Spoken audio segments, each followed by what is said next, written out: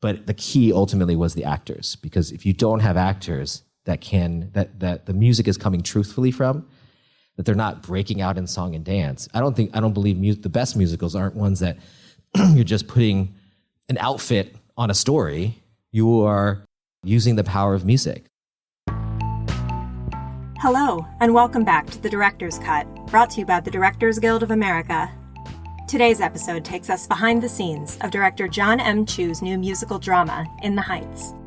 Adapted from the hit Broadway production, the film tells the story of a likable, magnetic bodega owner named Usnavi in the tight-knit community of Washington Heights, who saves every penny from his daily grind as he hopes for a better life. But when he inherits a fortune, Usnavi discovers he has mixed feelings about closing his store and retiring. In addition to In the Heights, Mr. Chu's directorial credits include the feature films Crazy Rich Asians, Step Up 2: The Streets, and Now You See Me Too, the feature documentary Justin Bieber Never Say Never, and a segment of We the Economy, 20 short films you can't afford to miss, and episodes of the television series The LXD, The Legion of Extraordinary Dancers. As a film student in 2002, Mr. Chu was recognized by the DGA Student Film Awards for his short film Guaylo, The Little Foreigner. Following a recent screening of the film at the DGA Theater in New York, Mr. Chu spoke with fellow director Nisha Ganatra about filming In the Heights. Listen on for their spoiler-filled conversation. We're in a movie theater. How great. So nice to be back. I know, a real-life movie. What an incredible feat. I mean, what a beautiful film. So moving and so visually stunning, and just congratulations. Thank you. You can't see my face, but I'm smiling. Any applause, I'm like, yes, thank you. I had the pleasure of seeing it last night at the Tribeca Film Festival on a big screen in Battery Park outside. The sound was excellent, don't worry. Okay. And I was very worried. Battery Park, a movie, and a musical. Oh, gosh. But it was fantastic. Everybody was smiling and laughing out loud. And Great. So together, it was our first, movie experience together since the pandemic started. Love it. And it was, people were just smiling the whole way home. It was really a beautiful way to just open New York City and welcome everybody. Everyone felt so much joy, as every frame of your film is just overflowing with joy. Oh, thank you. Thank you. I'm so glad. I didn't want to know how it was at Battery Park. I was like, I'm just going to ignore her. And so it's good to know that it worked there. It was fantastic. Okay, so because we are the Directors Guild, and normally you would all be asking questions, I'm just going to hope that I ask the ones that you hope that you would be asked. Sounds good.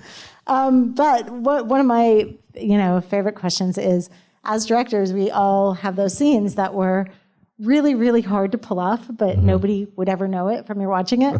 What was the scene that you were so proud of that you're like, wow, you know what? That doesn't even look like amazing, but this is how hard it was, and I'm so glad we got it. Every time we finished a sequence, we'd be like, yes, we got through. And then we'd see the next one and be like, oh, no, we have that one coming. Everything was so much. But I think the opening I feel really proud of, because it took us the whole shoot to get. There's so many pieces. Yes. In the community chorus, there are people from the neighborhood that are actually do those jobs that we got to be in our movie. There's lots of Easter eggs of Luis Salgado, who's in the original Broadway cast. He was in my first movie, Step Up to the Streets, and he's the one who brought me to see In the Heights, in 2009.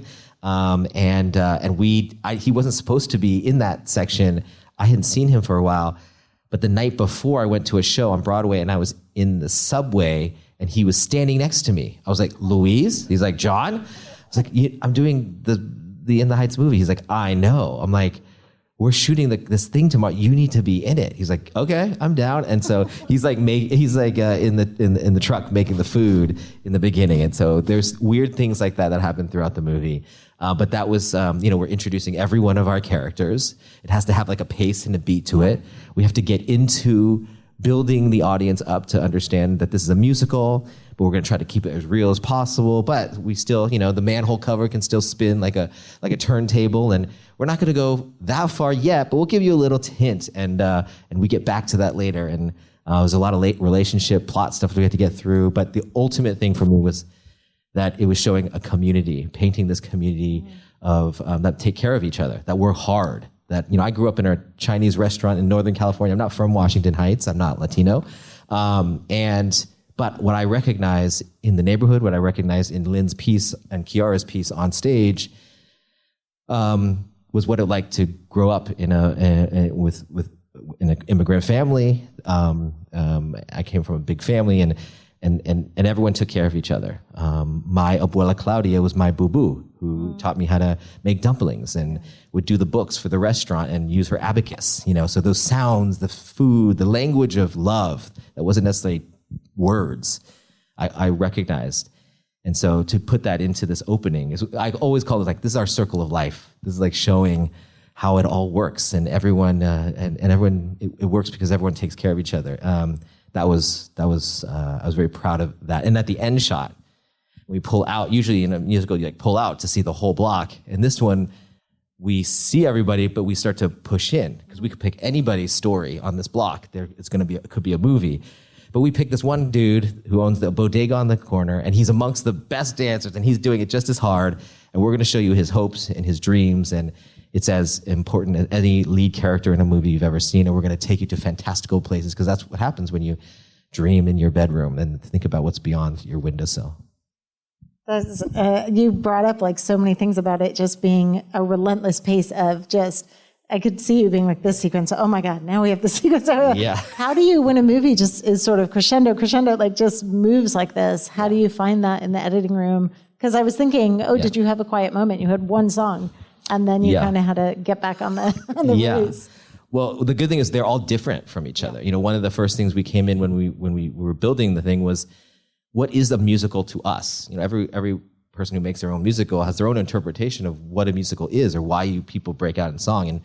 And for me, working with a lot of dancers, street dancers over the years, poppers, breakers, flexers, that what I found is that their dance is out of a necessity of expression. Like, it is a language in itself, and they're telling a story in every move. They didn't get trained because they took a class. They got the VHS tape and watched it over and over until it broke, and they came up with their own moves. And for me, putting that type of diversity in terms of dance in this was really important. So we extended, and so that philosophy of like, dance isn't performance for you to like clap at. Dance is to express a frustration or a yearning or happiness, whatever it is.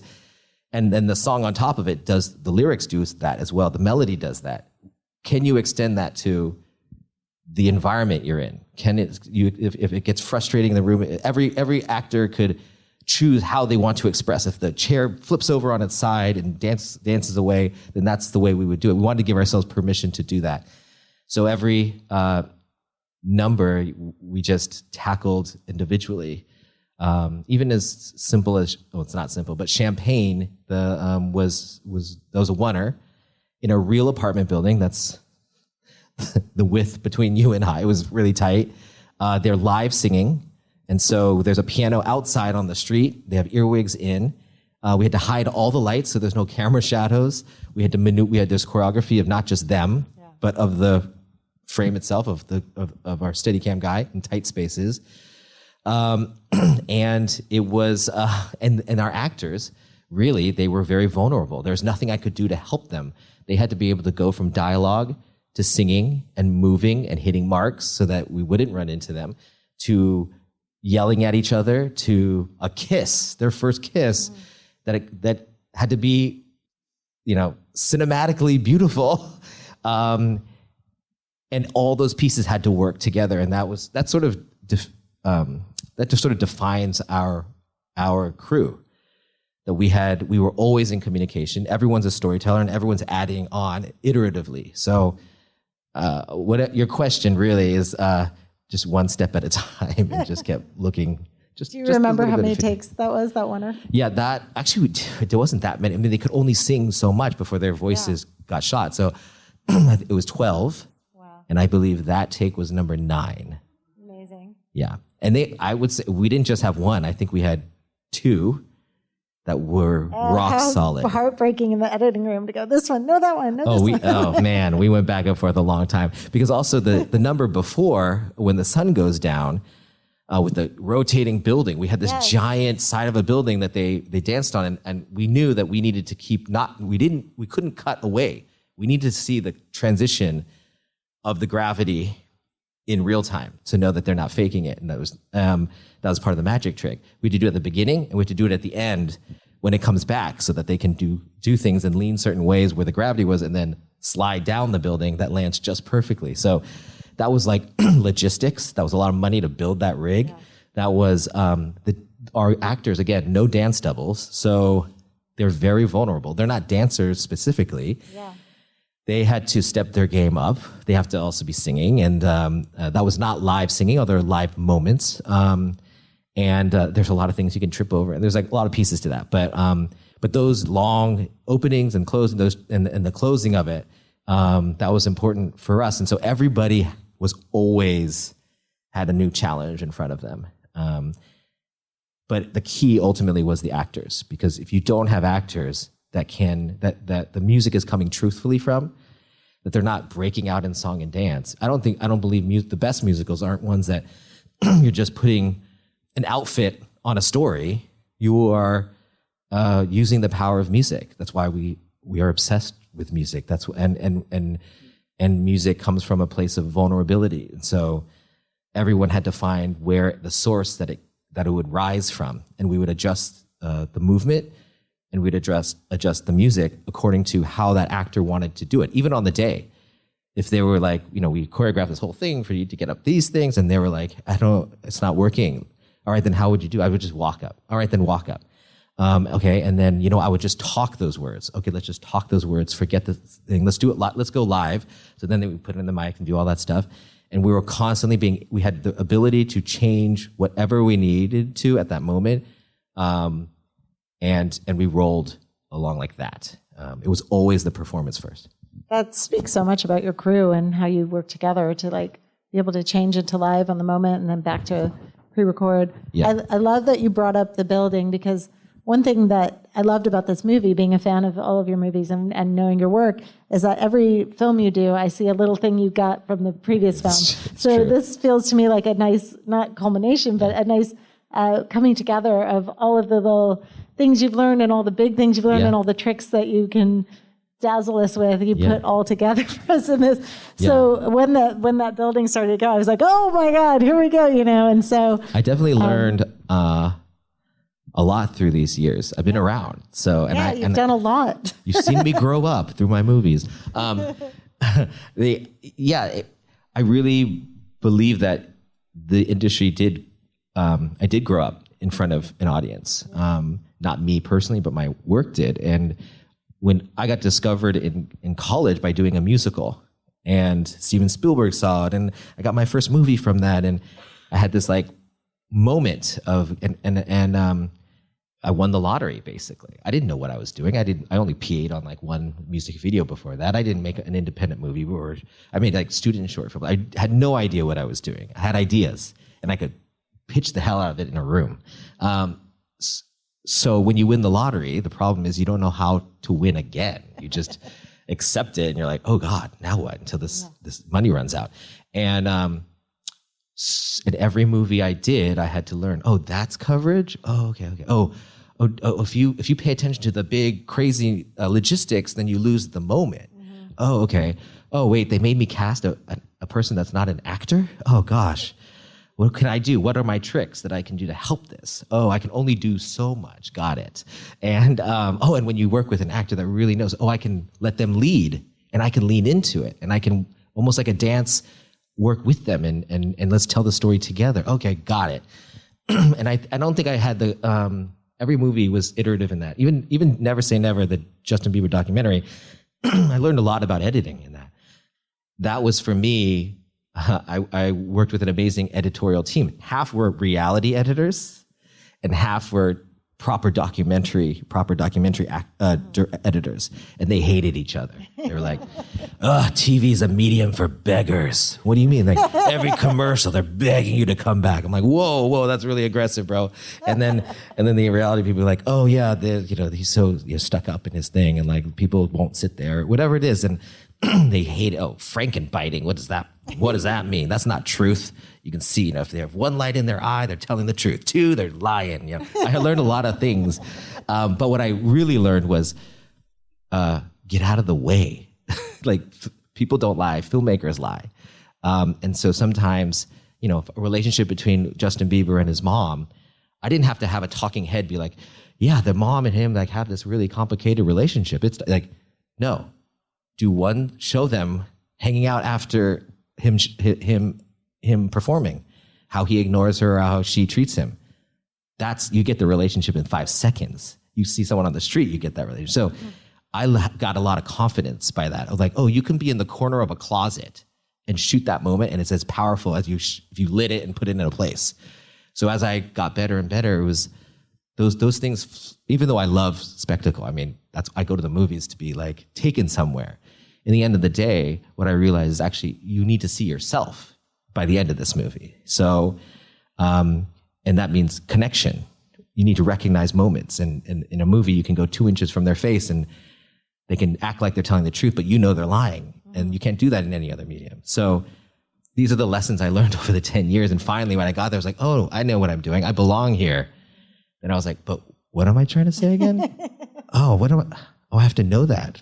Okay, now I have to make my small independent movie to figure that out.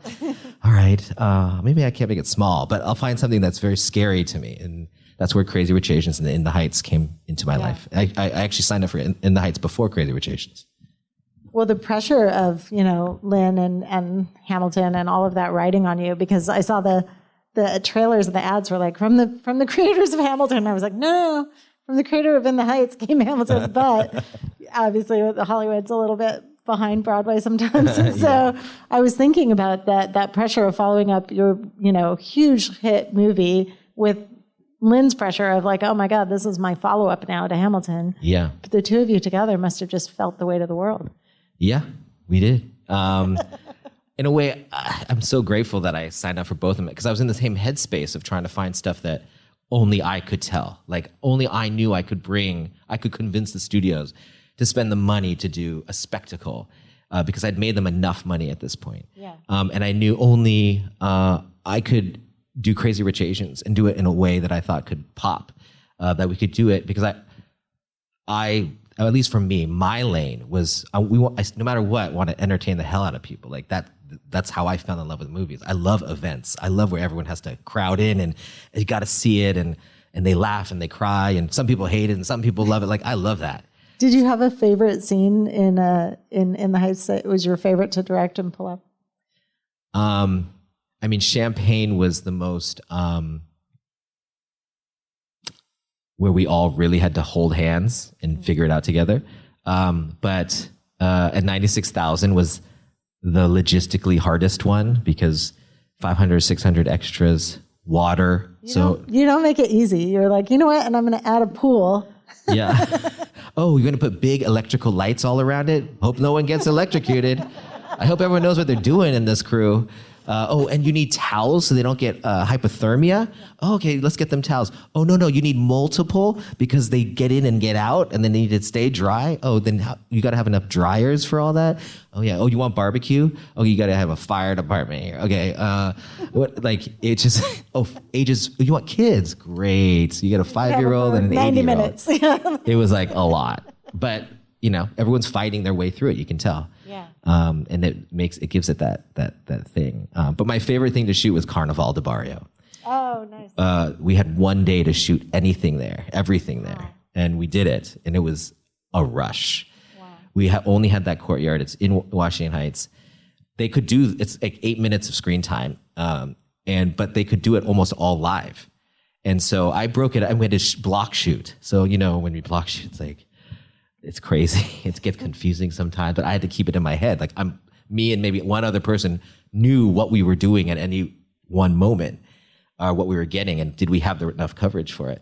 But it was our whole cast in there, and people from the neighborhood were hanging out the windows, and it's that song.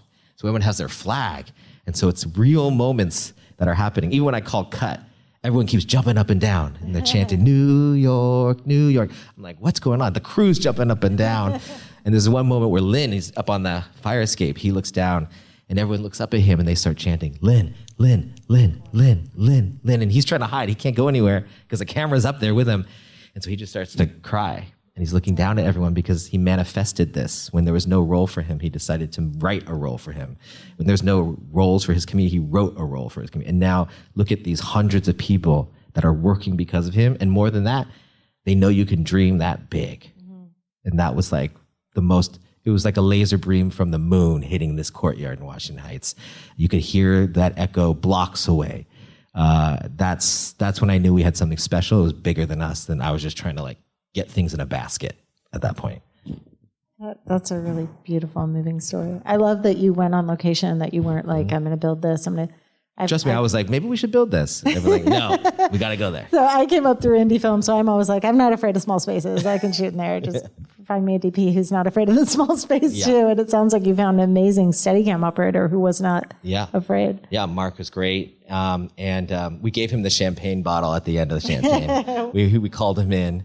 And Lynn had this bottle from, I forget what year. I think the year that they sold the movie or something. He's like, I had this to always pop the champagne when we did this shoot, and we popped it and all drank together. And it was just like 5 of us who could be in that room at that time, and had a drink, and then and gave that to him. So he was tired after that. It was really to make sure that he wouldn't sue us for his shoulder. No, he was great. He was great. Did you always, I have one sort of nerdy question about the VFX. Did you always plan on, because that was a surprise when they were walking down the street and then I started seeing the lines on the screen. I was like, oh, here, like for 96,000 in the beginning. Yeah, in fact, there was supposed to be it all over the pool. I wanted to have this thing where we could see the like hand drawing art of each of them. So it was like a sketchbook of their dreams. But it was too much when we actually put stuff in, and it felt it was taking away from what we actually had. And so we said, let's just do the beginning because it's really choreographed for all that stuff. And we had a different version of the art that they would be doing. It was much more colorful, and just seemed like a little bit. It didn't seem unique enough. Their language. It seemed like we were taking Instagram language and putting it on them. And so we started exploring. Well, okay, Graffiti Pete is there. He talks about the spray cans in the beginning. Let's do a spray can language with that. And let's use like imagery that you see in street art and graffiti art that should be those things. And there was one line in there. Well, there's the Trump line that we replaced with the Tiger Woods line, but that's been done on Broadway. But I don't think a lot of people, that was changed a long time ago. But there's one line where it's like, I got more hoes than a phone book in Tokyo. And I was like, Lynn, I don't think that's not even a Tokyo. Like you wouldn't even. That's not a Japanese last name. So we got to change that. He's like, all right, let me come up with something. And he came up with, I got more flows than Obi-Wan Kenobi, yo. And I was like, that's awesome. Let's do that. And so he has that like lightsaber. Awesome lightsaber. Yeah, we had to get the sound from Lucasfilm. It was awesome. And then everyone was down. So. Amazing. Yeah, the sound design was really, I mean, what a great team post and production it sounds like. Lou Goldstein over here and John Marquis that I worked with many years. So, but Lou is, I'm sure people know Lou in town. He's like the man. He'll sleep in there. It's his facility. So like, I love him. Even at the premiere the other day in Tribeca, I'm sitting and I'm watching it, and it's at the levels. But it's it's the Palace, so it's a big place. And I was like, oh, it's a little soft. Do I walk all the way up this alley, like all the way up the aisle to tell somebody to turn it up? And then all of a sudden it like went up. And I was like, oh, I think maybe it was just my ears. Okay, this is great. And then at some point I was like, I have to go to the bathroom in the middle. So I like left. And as soon as I walked, Lou is on the stairs, like sweating because he had to go. I was like, Lou, did you turn it up? He's like, hell yeah, I turned it up. I knew you weren't going to be happy. I was like, thank God. He's like, but the projector's like 3 floors that way. I was like, so those are the type of people I love to work with. People who like care. People spend all night and are kind people. Like that's who made this movie. You can feel their heart. We put everything into it. Can you talk a little bit about the casting? Because I feel like you just launched 100 careers in this movie. I mean, just beautiful movie stars that we just, haven't seen or have seen a little bit, but didn't see this way. And also one of my favorites, Stephanie Beatrice, who every time she came on screen, everybody would just start laughing even before she spoke. She just lights up the screen. But yes, all of the main cast, I mean, everybody you found was stunning. They are stunning, and they have so much more to give. So Crazy Rich Asians was a great experience. Again, I had to fight for more time and resources to casting. I mean, that was, I think at that point, Warner Brothers like, this is the most we've ever spent on casting. I'm like, hell yeah, it is. Because there's no system that supports this. Like, there are no lead actors because there are no lead roles. So we have to find them. Some may not have representation, or they're not sending them to us. Like, who knows? So we had to do a lot on there. So and we won on that one. We saw our cast take off. How did you do that? Because I hit that system all the time where it's like, well, these people aren't in the system. So what were your tricks for getting them? Well, the thing that helped us a lot is when we went to Warner Brothers. At that point, we had a bidding war, and one of the priorities, because we knew that this was going to be an issue, was you have to give us the resource to do the casting right. And at that point, people were already speaking up online. People already were checking out. I was like, and we said it out loud in the pitch room. If you guys are actually saying in your press releases you're for diversity, these are the steps you need to take. Casting. I know that's the easiest place you can save money. Just like not do it right. But that is what this movie is all around. You got to cast it right. So we got that up front. And for this one, you bet your ass that was the first thing we went in there with. And also it helps that Lynn at that point had this thing called Hamilton. And so he had a lot of power. And we could get final cut, we could get final casting, we could choose the date of the release. These were all up front before we ever even entered the gates of Warner Brothers. Wow. And because we had worked together, Warner Brothers trusted us. So that was how that, and so this cast, we went a long time. I think it was even longer than Crazy Rich Asians, but that's only because we started also when we were at another company before. And how did you sign on this first, but then how did that movie go before this one? Or is that? Yeah, I signed on to this one first, but it took a long time. It was, we were with Harvey, and sometimes that takes a while before he decides to call back, and before, things happen. So then, and so at that point I was like, well, Crazy Rich Asians is going now. And so they didn't have to wait for me, but Scott Sanders and Mara Jacobs, our producer who brought me on, were like, we got you. We're going to wait for you. I kind of thought it was bullshit, but they did. They waited 2 years for me. And it came back, and then we went to work. I didn't have to worry about what happened after Crazy Rich Asians. At work, people were happy, and I was getting scripts, but I didn't have to read any of them. I was like, I'm already working, so this is good. It helped me really stay focused. And we went to work here, and then when Harvey, all that went down, then it was like, as it was going down, we're like, we got to get out of here.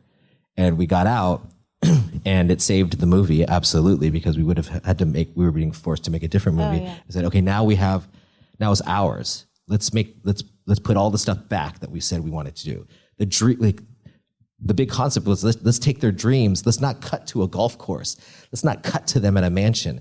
Let's put the mansion right on the streets of Washington Heights, because that's how you dream. You only dream what you know. Yeah. Like when we were growing up, it was like a billboard of an Asian family on an insurance company ad. And that's the American dream. And so my head was like, oh, that's the American dream. I put it in the spot that I know.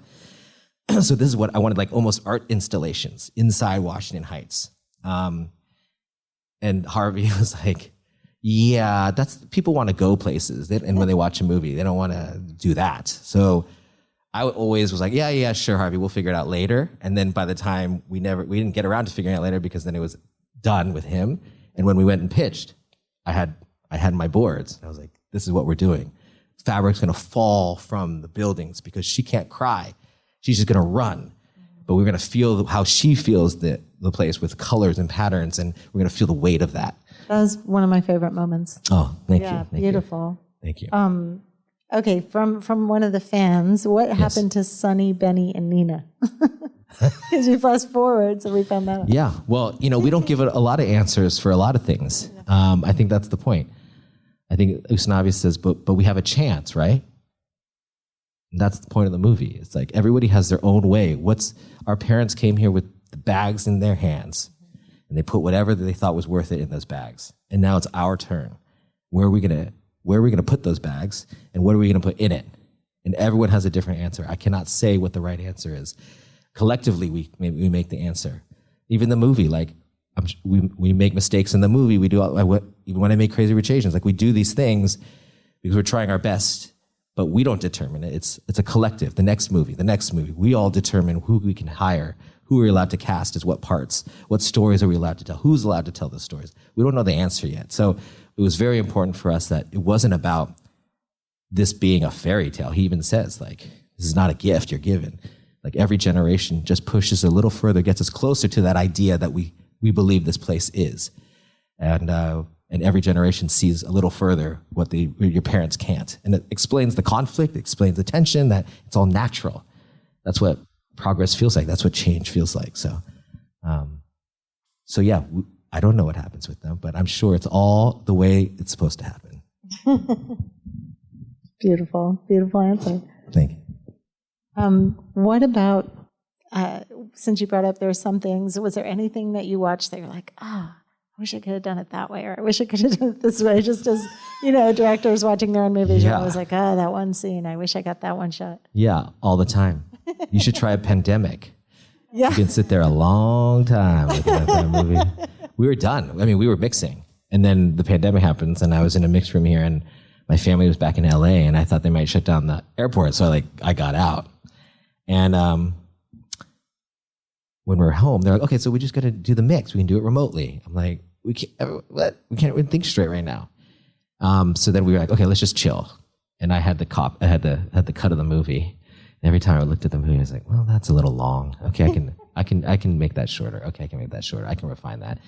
And then we used Evercast with Myron Kirstein, our editor, and we made a couple trims. Usually the studio will never allow you to have those drives, but in this case we did, and it was great. We were able to take a year to just make these little trims, and our mix, we got like an extra month and a half, which was huge for a movie like this, because we have a lot of debates of like where the dialogue is versus the sound effects versus the music, and we all had different philosophies of that. I wanted to hear the door open when he said a lyric, but other people were like, if you do that, you have to hear the lyric. And I'm like, well, yeah, but that's life. This is like real life.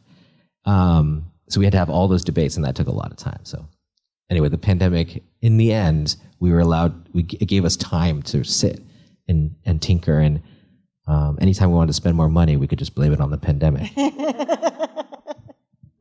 Another trick from Jon. I have a lot of tricks over these years. So that's the real thing.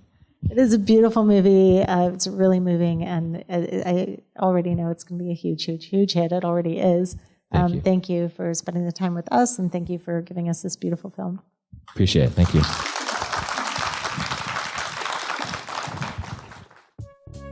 Thanks for listening to another DGA Q&A.